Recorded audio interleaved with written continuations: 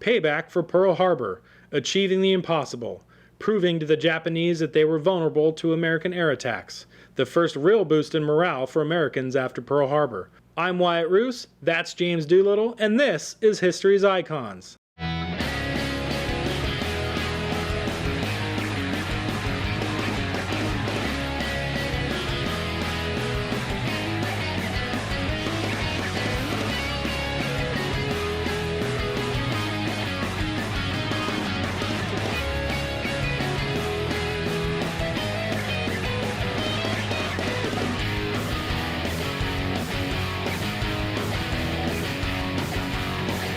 So let the show begin.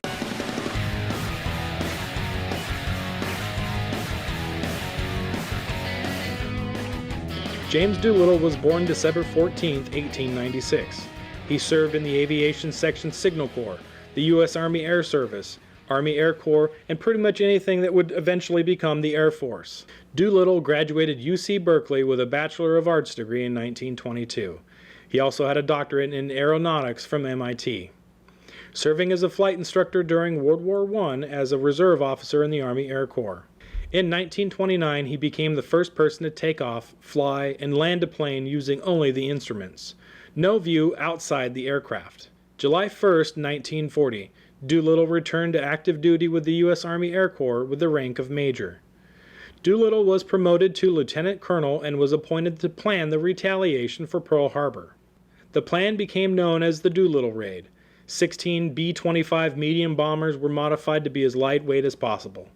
From the USS Hornet, that's right, they launched bombers from an aircraft carrier to hit targets in mainland Japan. His plan was to launch these bombers off the ship and fly 400 miles, or 650 kilometers, to hit Japan. But the task force was spotted much sooner than they had planned, so they had to take off at 650 miles, or 1,000 kilometers. On April 18, 1942, the bombers arrived over Japan in broad daylight, dropping their loads, hitting most of their targets. It wasn't a lot of physical damage, but the emotional damage was devastating to the Japanese. They truly believed that they were untouchable. The terrifying mission didn't end after dropping the bombs. The real scary part was knowing that the bombers had been flying for 12 hours. The crews knew they were out of gas, and it was a very stormy night. The men could not tell where they were. Regardless, they had to bail out. One plane decides to land in Soviet Russia. The rest had to bail out over China, who was an ally with America. 8 men were captured by the Japanese. They were tortured, starved, and then 3 of those men were executed. Doolittle and the rest of his crew linked up after the bailout. Landing in a rice paddy, they were helped through the Japanese lines by Chinese guerrillas and an American missionary, John Birch. Doolittle was sure he was going to be court-martialed for launching ahead of schedule and the loss of aircrafts. Instead, he was awarded the Medal of Honor from FDR at the White House.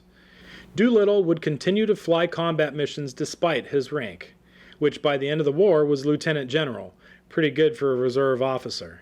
One mission was so well planned out and executed that General Spaatz sent him a letter. "You're slipping, Jimmy. There's one crabapple tree and a stable still standing." April 14, 1985, Doolittle is promoted to the rank of 4-star general. His stars were pinned on by President Ronald Reagan.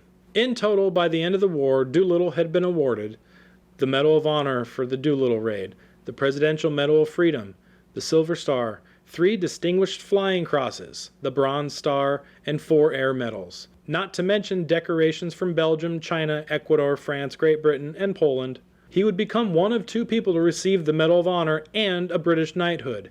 The other person would be General Douglas MacArthur. Doolittle died in Pebble Beach, California on September 27, 1993, at the age of 96. He is buried at Arlington National Cemetery. And that, my friends, is why James Doolittle is one of history's icons. If you like what you saw here, please like, share, subscribe, and hit that notification bell so you don't miss any further episodes of History's Icons. And comment below who you would like to see or what you would like to hear more about on an upcoming episode.